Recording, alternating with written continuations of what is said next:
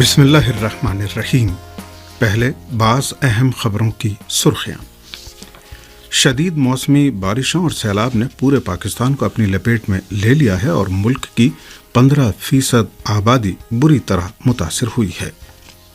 عراق میں پارلیمنٹ کی تحلیل اور اثر نو انتخابات کرائے جانے کے امکانات کے پیش نظر بعض سیاسی دھڑوں کی جانب سے پارلیمنٹ کا اجلاس بلائے جانے کے مطالبات شدت اختیار کر گئے ہیں۔ اقوام متحدہ میں ایرانی مندوب مجید تخت روانچی نے اپنے مشن کی مدت کے اختتام پر اقوام متحدہ کے سیکریٹری جنرل سے اپنی آخری ملاقات میں جوہری مذاکرات اور علاقائی مسائل پر گفتگو کی ہے۔ شام کے ایئر ڈیفنس سسٹم نے اسرائیل کے میزائل حملے کو ناکام بنا دیا ہے اور ایران کی جونیئر ہینڈ بال ٹیم نے بحرین کو شکست دے کر گولڈ میڈل کے لیے اپنی پوزیشن مستحکم کر لی ہے۔ اہم خبروں کی سرخیوں کے بعد اب خبروں کی تفصیل۔ شدید موسمی بارشوں اور سیلاب نے پورے پاکستان کو اپنی لپیٹ میں لے لیا ہے اور ملک کی 15% آبادی بری طرح متاثر ہوئی ہے۔ میڈیا رپورٹوں میں بتایا گیا ہے کہ سندھ، بلوچستان، خیبر پختونخوا اور جنوبی پنجاب میں انسانی المیہ پیدا ہونے کا خدشہ ہو گیا ہے، نیز متاثرہ علاقوں میں فوج کو طلب کر لیا گیا ہے۔ سیلاب کے نتیجے میں سینکڑوں بستیاں مکمل طور پر نابود ہو گئی ہیں اور 1000 سے زیادہ افراد لقمہ اجل بن گئے ہیں، جن میں 300 سے زیادہ بچے بھی شامل ہیں۔ پاکستانی میڈیا رپورٹوں میں بتایا گیا ہے کہ تقریباً 4 کروڑ افراد بارشوں اور سیلاب سے متاثر ہوئے ہیں، جو ملک کی آبادی کے 15% کے برابر ہے۔ سندھ، پنجاب، بلوچستان اور خیبر پختونخوا میں مختلف دریاؤں میں طغیانی اور اونچے درجے کا سیلاب ہے اور مواصلاتی رابطے منقطع ہو گئے ہیں، جبکہ بجلی کی فراہمی کا نظام بھی بری طرح سے متاثر ہوا ہے۔ ایک اندازے کے مطابق پاکستان میں سیلاب کے نتیجے میں زرعی فصلوں اور مویشیوں کو تقریباً 900 ارب روپے کا نقصان پہنچا ہے۔ سید الشہداء حضرت امام حسین علیہ السلام کے چہلم کی آمد کی مناسبت سے ریڈیو 40 کے پروگراموں کی تفصیلات کا اعلان کر دیا گیا ہے۔ 40 مارچ دنیا کا غیر معمولی واقعہ ہے، جس کی جانب رہبر انقلاب اسلامی نے اپنے خطاب میں فرمایا تھا، دنیا اسلام کی قوت کا ایک بہتر مصداق 40 مارچ اور کروڑوں کی تعداد میں لوگوں کا کربلا میں جمع ہونا ہے۔ ہمارے نمائندے کے مطابق اس سلسلے میں ایران کے سرکاری ریڈیو کی مرکزی عمارت کے کانفرنس ہال میں ایک اجلاس منعقد ہوا، جس میں ریڈیو 40 کے ڈائریکٹر جواد تشکری اور دیگر متعلقہ عہدیداروں نے شرکت کی۔ اجلاس میں ریڈیو 40 کے ڈائریکٹر جواد تشکری نے کہا کہ خداوند عالم نے ایک بار پھر ہمیں حضرت امام حسین علیہ السلام کے زائرین کی خدمت کی توفیق عنایت کی ہے، جس کے لیے ہم اللہ کا شکر ادا کرتے ہیں۔ انہوں نے کہا کہ 40 مارچ جو دنیا کا سب سے بڑا مارچ ہے، اپنے آپ میں خود ایک غیر معمولی ذریعہ ابلاغ ہے، جو دین و مذہب کے دشمنوں کے مقابلے میں عاشقان حسینی اور حریت پسندوں کی طاقت و قوت کو بخوبی پیش کرتا ہے۔ واضح رہے کہ گزشتہ 2 برس کے دوران کورونا کی وجہ سے 40 میں شرکت کے لیے غیر ملکی زائرین کی تعداد نسبتاً کم پہنچی تھی۔ اس بار 40 مارچ میں شرکت کے لیے پوری دنیا سے لاکھوں کی تعداد میں زائرین کربلا معلی پہنچنا شروع ہو گئے ہیں اور امید ہے کہ مجموعی طور پر کروڑوں کی تعداد میں عاشقان حسینی 40 مارچ میں شرکت کریں گے۔ بحرین کی آل خلیفہ حکومت نے اپنے ملک کے شہریوں کے بیرونی سفر پر نئی بندشیں عائد کر دی ہیں۔ بحرین کے پاسپورٹ اور امیگریشن آفس نے بحرینی عوام کے خلاف امتیازی سلوک کا سلسلہ جاری رکھتے ہوئے بیرون ملک جانے کے لیے فارم بھرنے کی شرط لگا دی ہے، تاکہ بحرینی شہریوں کو زیارتوں پر جانے سے روکا جا سکے۔ بحرینی شہریوں نے 40 حسینی کا وقت قریب آنے کے موقع پر آل خلیفہ حکومت کی جانب سے اس قسم کا اقدام عمل میں لائے جانے پر گہری تشویش کا اظہار کیا ہے۔ انسانی حقوق کی تنظیموں نے آل خلیفہ حکومت کے اس اقدام کو شہری آزادی کے منافی قرار دیتے ہوئے بحرین میں انسانی حقوق کی خلاف ورزیاں بند کیے جانے کا مطالبہ کیا ہے۔ قابل ذکر ہے کہ ہر سال لاکھوں بحرینی شہری عراق کی زیارتوں اور 40 کے ملین مارچ میں شرکت کے لیے نجف اشرف اور کربلا معلی کا سفر کرتے ہیں۔ عراق میں پارلیمنٹ کی تحلیل اور ازسر نو انتخابات کرائے جانے کے امکانات کے پیش نظر بعض سیاسی دھڑوں کی جانب سے پارلیمنٹ کا اجلاس بلائے جانے کے مطالبات شدت اختیار کر گئے ہیں۔ عراقی ذرائع کے مطابق سابق وزیر اعظم نوری المالکی کی قیادت والے سیاسی دھڑے حکومت قانون کے سینئر رہنما زہیر الجبلی نے کہا ہے کہ عالمی برادری غیر قانونی طریقے سے عراقی پارلیمنٹ تحلیل کیے جانے کے حق میں نہیں ہے۔ انہوں نے کہا کہ ارکان پارلیمان کسی مناسب اور محفوظ مقام پر پارلیمان کا اجلاس بلائے جانے کے حق میں ہیں۔ عراقی پارلیمان کے ایک رکن رفیق الصالحی نے بھی کہا ہے کہ پارلیمانی دھڑے اور سیاسی جماعتیں آئندہ آنے والے دنوں میں پارلیمان کا اجلاس بلائے جانے کی کوشش کر رہی ہیں۔ انہوں نے کہا کہ ہم اس اقدام سے پیچھے نہیں ہٹیں گے اور ایسا کرنے کے لیے لازمی سیاسی حمایت پہلے سے موجود ہے۔ ان کا کہنا تھا کہ ملکی پارلیمنٹ عنقریب دوبارہ کام شروع کر دے گی اور اس سلسلے میں پارلیمنٹ کے بورڈ آف گورنرز کو باضابطہ درخواست بھی دی جا چکی ہے، جس پر 180 ارکان نے دستخط کیے ہیں۔ ان کا مزید کہنا تھا کہ 180 ارکان کی جانب سے دی جانے والی درخواست کے بعد بورڈ آف گورنرز پارلیمنٹ کا اجلاس بلانے کے سوا کوئی چارہ نہیں ہے۔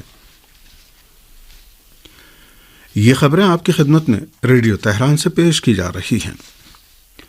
اقوام متحدہ میں ایرانی مندوب مجید تخت روانچی نے اپنے مشن کی مدت کے اختتام پر اقوام متحدہ کے سیکریٹری جنرل اینٹونیو گوترش سے اپنی آخری ملاقات میں جوہری مذاکرات اور علاقائی مسائل پر گفتگو کی ہے۔ ہمارے نمائندے کے مطابق اقوام متحدہ میں ایرانی مندوب مجید تخت روانچی نے مستقل مندوب کی حیثیت سے اپنی مدت پوری ہونے پر ایک ٹویٹ میں لکھا ہے کہ انہوں نے اقوام متحدہ میں اپنے مشن کی مدت کے اختتام پر اقوام متحدہ کے سیکریٹری جنرل اینٹونیو گوترش سے دوستانہ ماحول میں ملاقات کی۔ اس ملاقات میں NPT معاہدے، جوہری مذاکرات اور خلیج فارس کے مختلف مسائل اور عالمی مسائل میں اقوام متحدہ کے بنیادی کردار کے بارے میں تبادلہ خیال کیا۔ واضح رہے کہ اقوام متحدہ میں ایران کے مستقل مندوب کی حیثیت سے سعید ایروانی اپنا منصب سنبھالنے اور نیو یارک میں اپنی سرگرمیاں شروع کرنے والے ہیں۔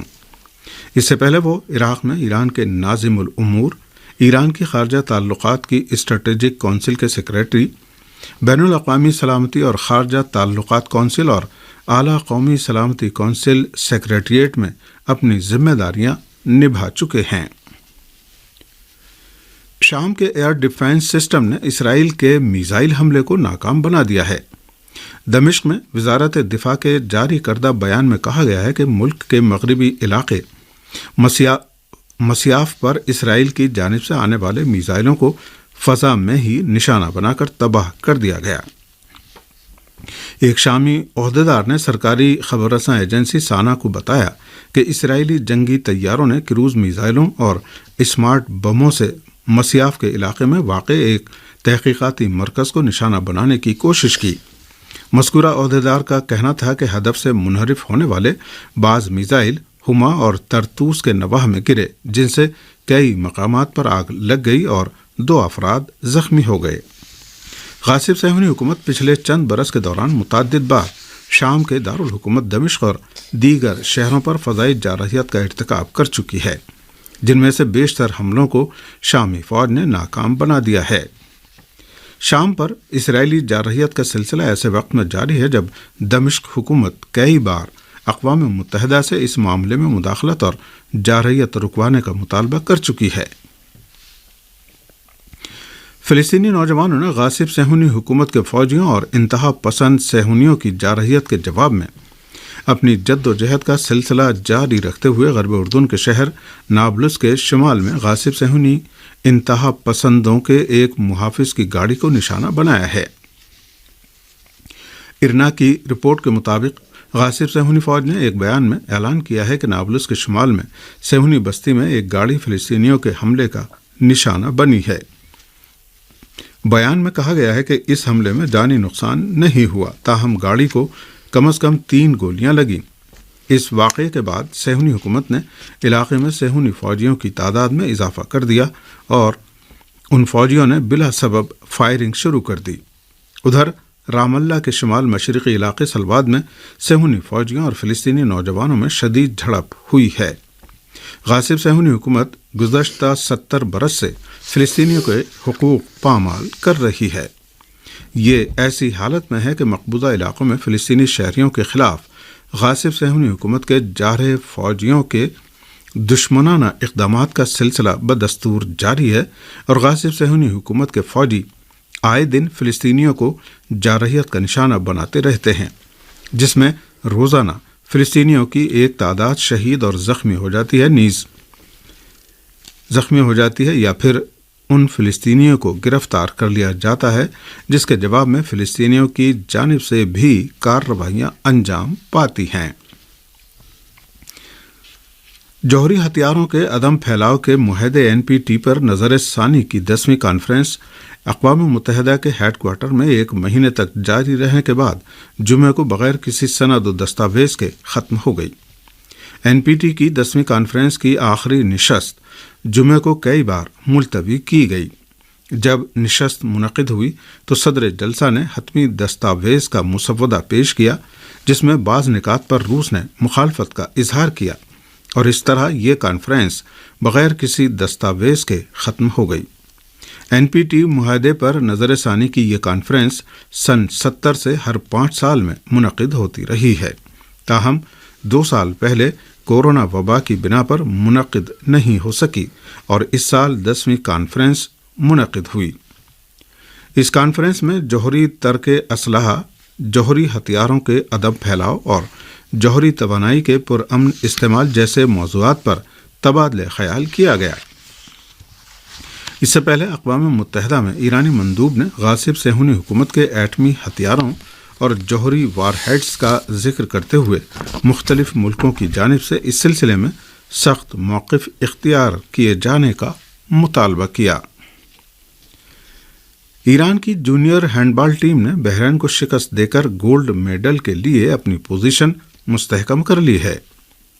بحرین کے دارالحکومت منامہ میں ہونے والے سنسنی خیز مقابلے میں ایران کی ٹیم نے آخرکار میزبان ٹیم کو 30-29 سے شکست دے دی۔ کھیل کے آخری لمحات انتہائی قابل دید تھے جب بحرین کی ٹیم آخری پینلٹی کو گول میں تبدیل نہیں کر سکی، اور ایران کے امیر حسین کرمی نے 30واں گول کر کے اپنی ٹیم کو فتح سے ہمکنار کیا۔ اس شاندار کامیابی کے بعد ایران کی جونیئر ہینڈ بال ٹیم اگلے مرحلے میں پہنچ گئی اور گولڈ میڈل کے حصول کے امکانات روشن ہو گئے ہیں۔